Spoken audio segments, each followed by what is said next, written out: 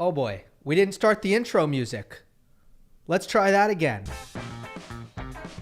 Welcome everyone to Monday Match Analysis. I'm Gill Gross. Jannik Sinner is champion at the Paris Masters for the first time in his career.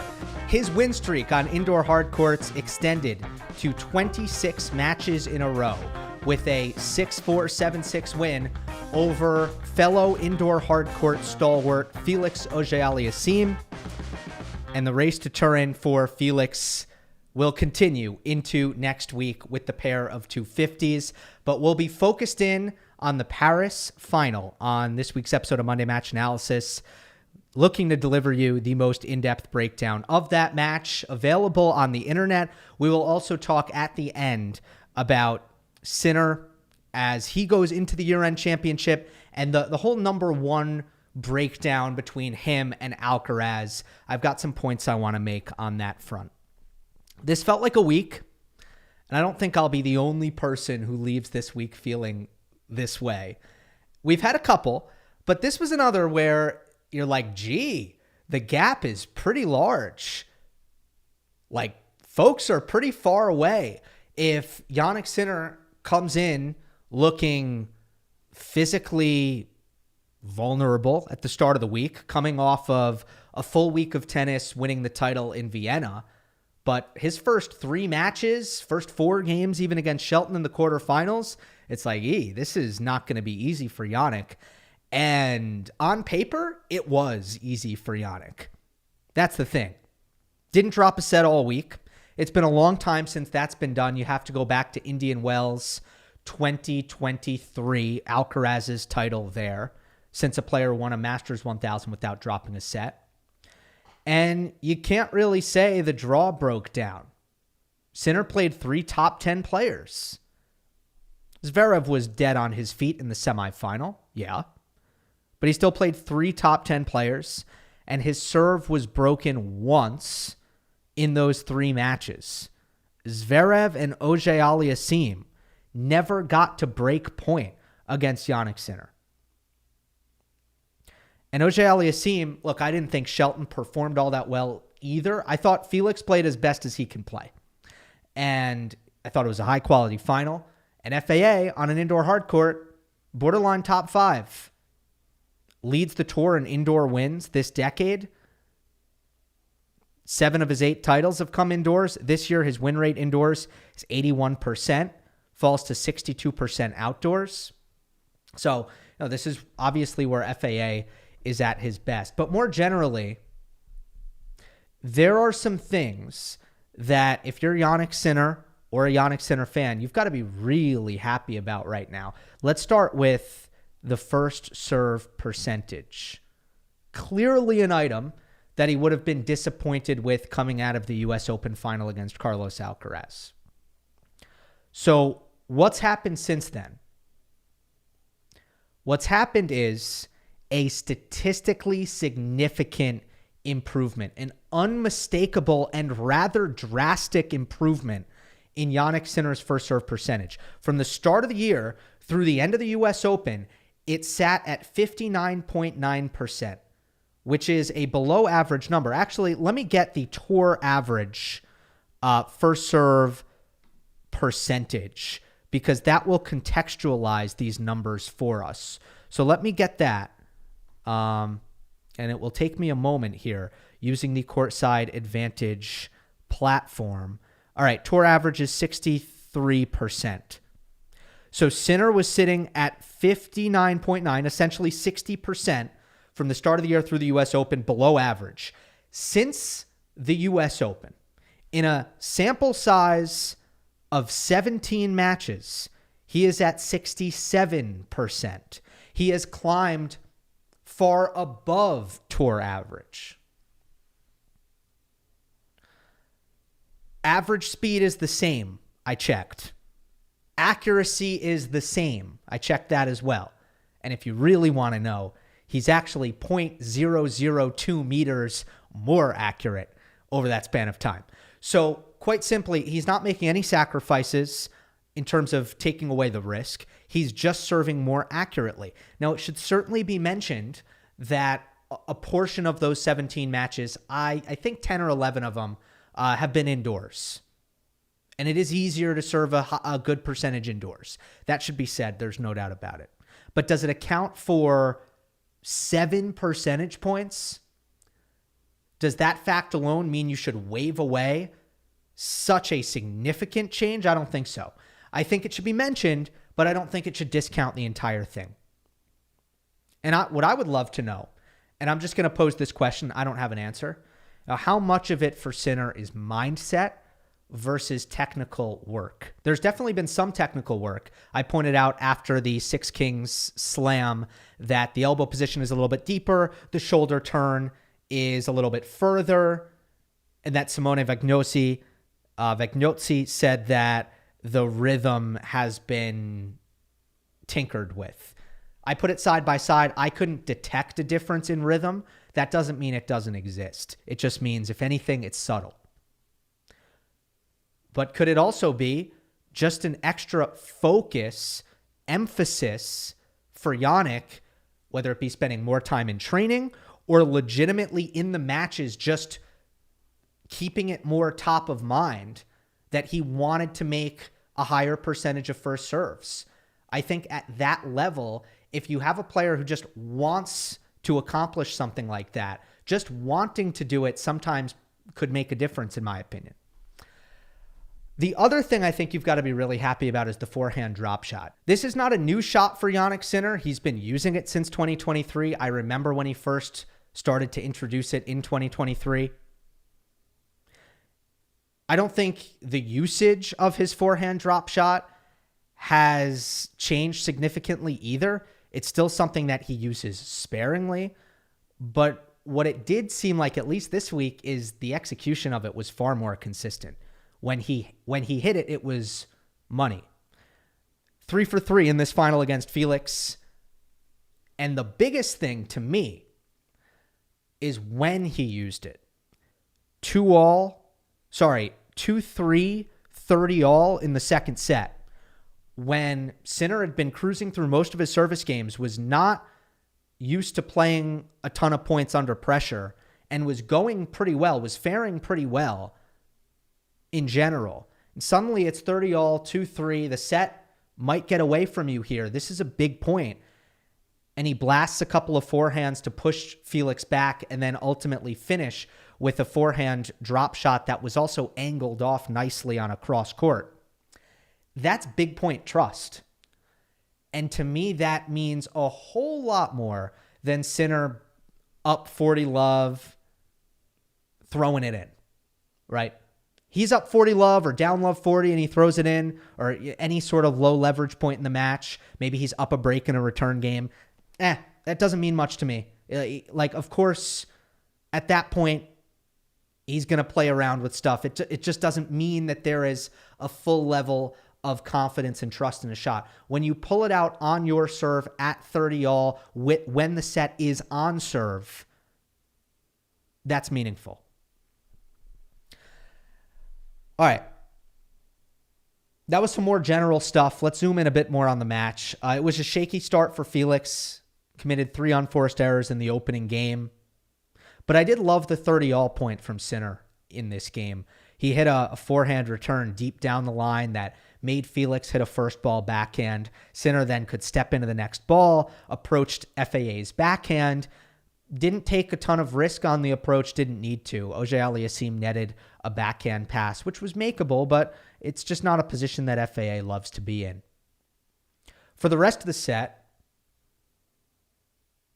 Sinner continued to apply the majority of the pressure. He actually made 2 unforced errors on 30-all points on Felix's serve that sort of allowed FAA to hang in the set. But it was never of much concern for Sinner because he never dropped more than 1 point in a service game. Felix never got to 30 on a Sinner service game, and Jannik wrapped it up with a 6-4 set. Second set was tighter. It was closer in all regards. Felix made some improvements in the second set. The backhand consistency was a little bit more level between the two players. Felix's serve was more deadly. He was getting shorter returns, better +1 looks. and he was able to hold serve the whole way. He even got 2 points within winning the second set. Felix made a forehand unforced error on this deuce point, just over hitting it long, and then Sinner came up with a service winner to get out of the game. Second set tiebreak. The 2 key points for me were midway through. 2-all. Felix missed a serve +1 forehand, trying to take an approach shot down the line, and he missed it into the alley. So that was the mini break. And then at 3-2, Sinner missed his first serve, kicked a second serve into Felix's backhand, and FAA just wasn't nearly good enough on the backhand return. Sinner on his +1 roped a forehand inside out for a winner. This is a huge deal.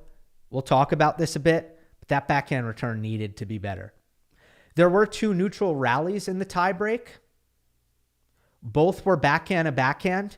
Felix made an unforced error in the net on one, and then on the other, Sinner hit a backhand down the line. This was the match point, the championship point.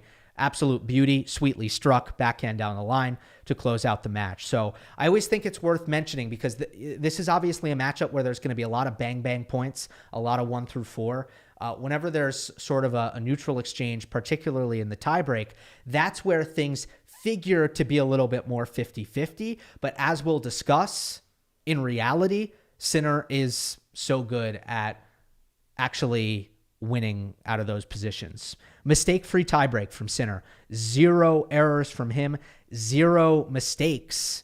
I don't think he really put a foot wrong. 2 ground stroke winners for Jannik, a service winner in there. Just, really a pitch-perfect tiebreak. Felix couldn't quite match the quality. So that's your match summary, but I want to get more broadly into the keys for Sinner against Felix, what he needs to do in order to win in this matchup. I think it starts with return quality. The basis that Felix's strength is his first serve and his forehand. Can you neutralize that strength? Can you get into rallies? That's what the very best players have been able to do against Felix that lesser players are unable to do against Felix. That's your thesis. You got to get past those initial couple shots. If you look at the rally length data for this match, 1 through 4 shot rallies, Sinner was very good, and I'm going to talk more about that later. He won 52% though. So 52% slight advantage. 5+ rallies, Sinner's win rate rises to 61%. So in order to get into a position where Sinner is more likely to be successful, he has to extend, particularly when he's returning. Obviously, on a service point, Sinner is not going to be like, ooh, let's extend this point. That's not how it is. But he wants to extend the points, particularly on his return games. And that starts with the quality of the return. I want to do a little comparison here. I think it'll be helpful. For those watching on YouTube, I'm going to put up a graphic here. This is Alexander Bublik first serve return placement against Auger-Aliassime in the semifinal. What you're seeing on the graphic is 9 returns landing in the service box, 9 returns landing in the midcourt, and 3 returns landing deep. Only 14% of Bublik's first serve returns landed deep, and that is also in the shallow, and this matters, it's in the shallow region of the deep zone as well. So now I want to compare it to Sinner's return placement in the first set, because in the second set, I actually think Jannik struggled with return depth. But in the first set, when he actually got a break of serve, this was a factor. Now let's change to Sinner in the first set, and let's go through the numbers. He hit 1 return in the service box, 3 in the midcourt, 6 in the deep zone. Sinner hit 60% of his first serve returns in the deep part of the court when Bublik was at 14%. We're dealing with small numbers, so I almost like the raw numbers better than the percentages, but that kind of paints the picture, right? So the depth of return minimizes the damage that Felix can do on that first forehand, and now Sinner is in the rally. That's the first serve. If we go into the second serve, now it's quite obvious that the quality of return is going to be pretty high and there's going to be more rallies. If you look at second serve points in this match, Felix, 46%, won. Sinner, 65%. And how about this? FAA's average second serve was 16 miles per hour faster. And despite that, he got crushed in the second serve win category. That's the ability to win from neutral. And I also think the backhand is a big deal here. Let's talk more about that. We can talk a lot about backhands now. Sinner hit 11 second serves all match. First serve percentage was excellent, so we didn't have to hit a lot. All 11 of them went to FAA's backhand. Now, on some of them, he was able to skip around and create a forehand, but all 11 of them were directed at Felix's backhand. I mentioned the really big one in the tiebreak that allowed Sinner to hit a +1 forehand winner. The point I'm making here is with Felix, when you're hitting second serves to Felix, you have a target and you feel, all right, if I get it to his backhand or at least jam his runaround, make it so that he can't really extend his arms and lean into a runaround forehand, we're going to be okay. We're safe. We can start the point at neutral. And we feel okay about that. Whereas on the other end, if you're hitting a second serve to Sinner, you're pretty concerned that the next ball is going to end up hard at your feet, regardless of which side you hit it to. And the backhand delta is a big reason why we attack this matchup with the premise that Auger-Aliassime has to finish points with his serve +1, and that once they get into rallies, Sinner is likely to have his way. I want to do another Bublik comparison. This is how we can see the effects of better returning and better defense. Because if you're returning better, defending better, extending rallies, you are creating opportunities to start working the ball towards Felix's backhand. You are creating an environment where you can now go to work on that particular weakness. Against Bublik, Felix hit 108 ground strokes, 61% forehands. Against Sinner, he hit 200 ground strokes, 55% forehands. So you might think the forehand thing is subtle, but we're dealing with big numbers, 108, 200. So I think it's a somewhat significant difference there.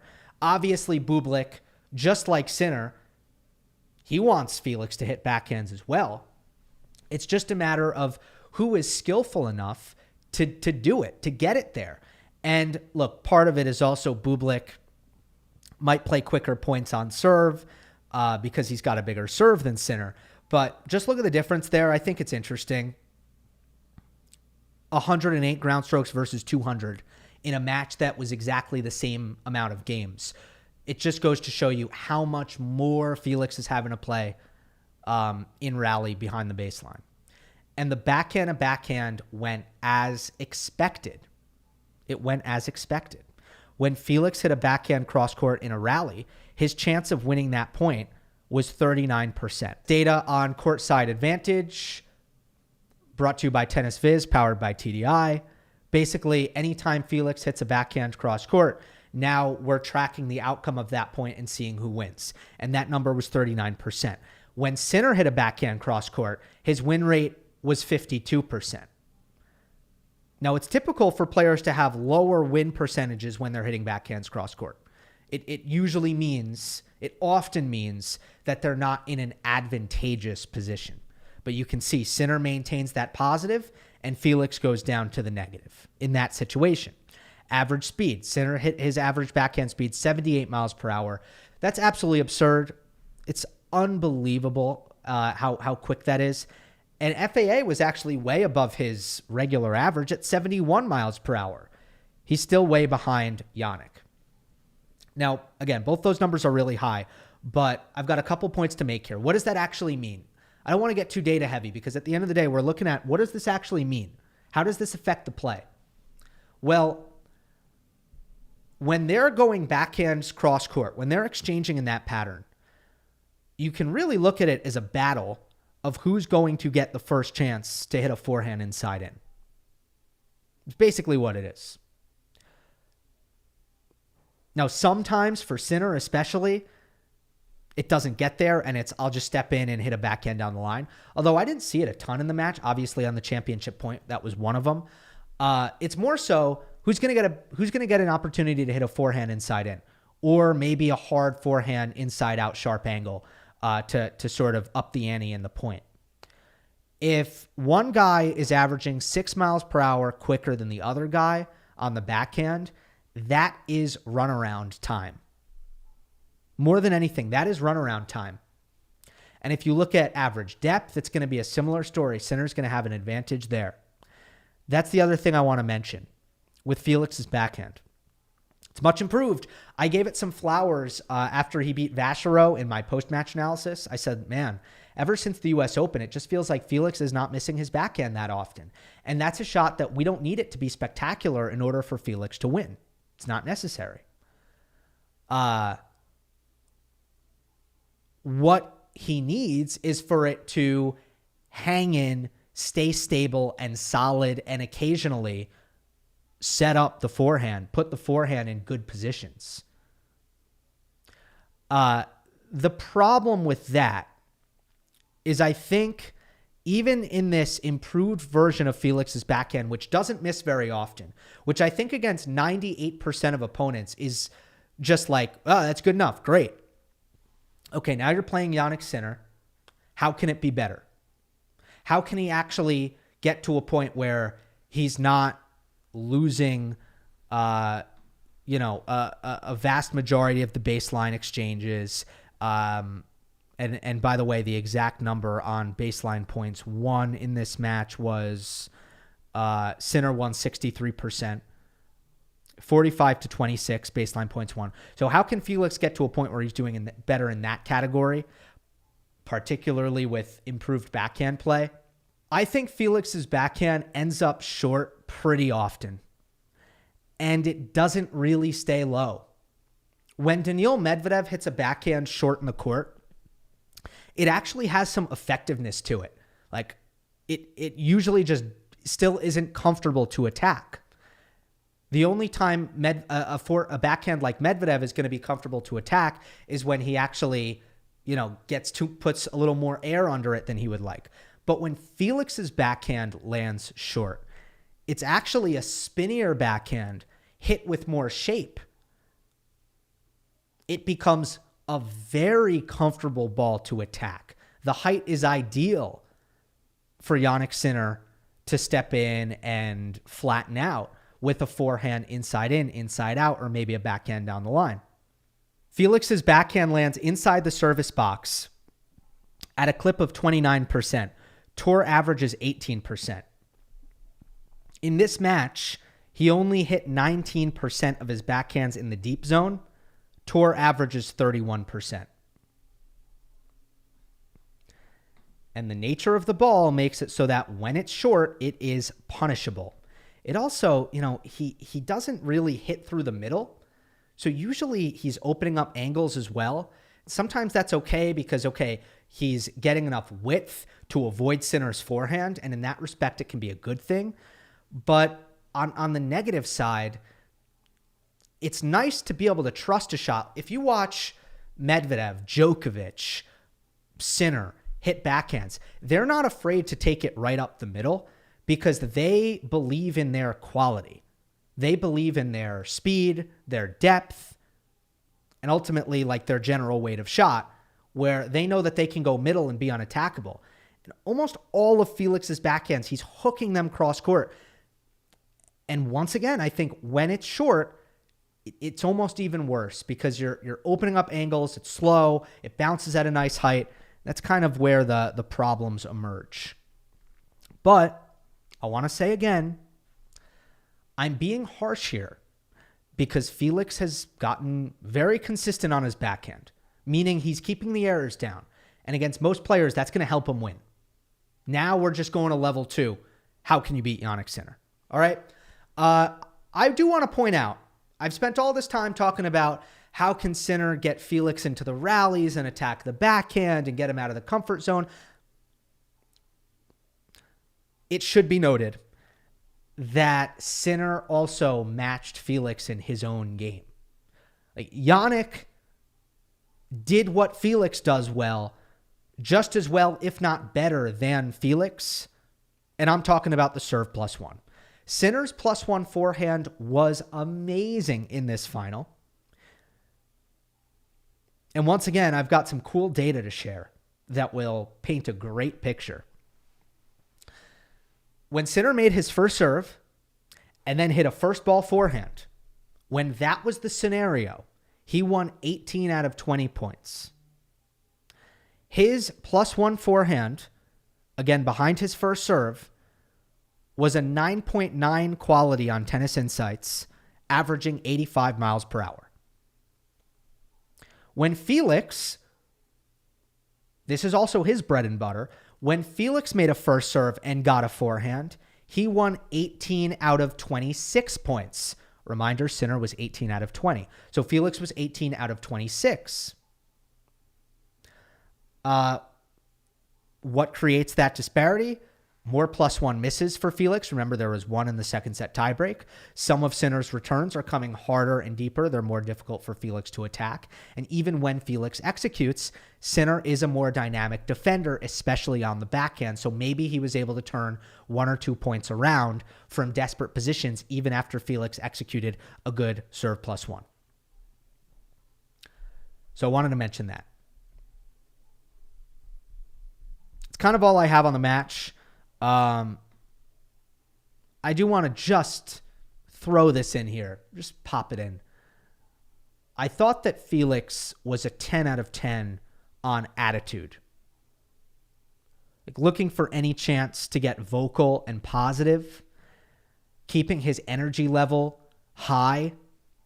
I've seen Felix in past matches shell up and just sort of become very insular, and usually the level is not good when Felix is in that sort of frame of mind. He's been much, much better recently, I'd say, in his career, recently in his career, at not allowing that to happen.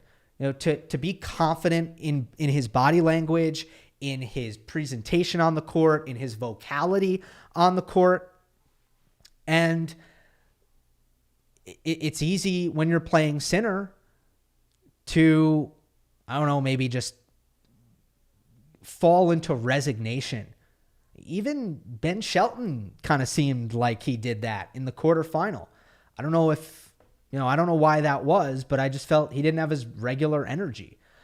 For Felix, who, again, played a very strong level in the second set, just wasn't enough, I thought the attitude was perfect, and it's worth shouting out. Was there a ton of variety, or was there a very interesting game plan that he decided to throw at Jannik? No. If you're going to fault Felix for something, it's probably that. It's probably like, well, FAA, you just kind of played your game. And do you really think your game is good enough to beat Jannik Sinner? That would be the one area where if you needed to critique him, you could go there. But I don't know how inclined I am to take that angle. Like, at the end of the day, I just don't see Felix as somebody who has, especially on an indoor hard court, I think bring your weapons to the table, be confident in what you do, and try to get the most out of that. You could disagree with me. It's just my 2 cents. I want to talk about the number 1 ranking, which Jannik Sinner has assumed with his victory in this Paris final. I would like to reframe the conversation, because I don't think Sinner being number 1 next week matters. I just don't think it matters.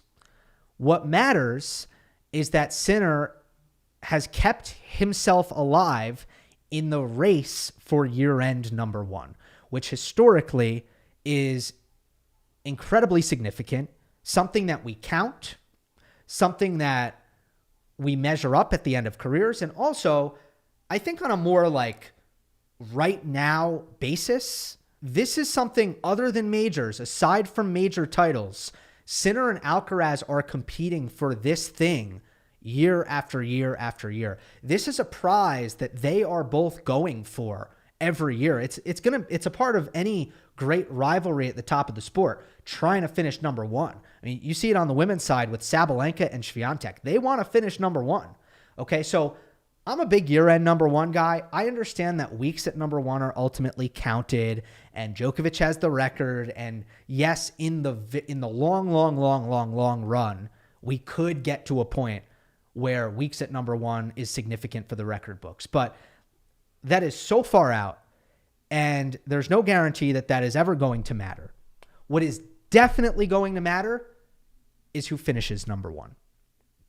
And that's why, as sexy as it is to put it in the headline, Sinner reclaims number one, it will be swiftly forgotten that Sinner was number one for 1 week in November if Alcaraz ends up number one at the end of the year. Next week, when they play a bunch of 250s and Sinner is number one, and obviously he'll be number one the week after that too, is not going to actually matter. But Jannik stays alive. He needed to win the Paris title in order to stay alive in that race. It is amazing that he is in the race considering he missed 3 months. That should be said. But essentially, here's what we're looking at. Alcaraz is in the driver's seat. If Carlos Alcaraz goes 3-0 in the group stage in Turin, he's number one. If Carlos Alcaraz makes the final in Turin, he's number one. Jannik Sinner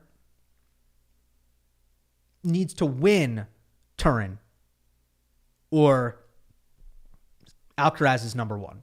So essentially, the only scenarios in which Sinner actually gets the year-end number one is if he wins the ATP finals and Alcaraz doesn't make it out of the group, or Alcaraz makes it out of the group going 2-1 and loses in the semis. Those are the only two scenarios. Hopefully some exciting stuff coming up the pipeline. Not exactly sure what my second podcast will be this week. Might be a traditional mailbag, might be something else. But I will see you one more time this week for sure. Hope you enjoyed. Don't forget to subscribe. I'll see you next time.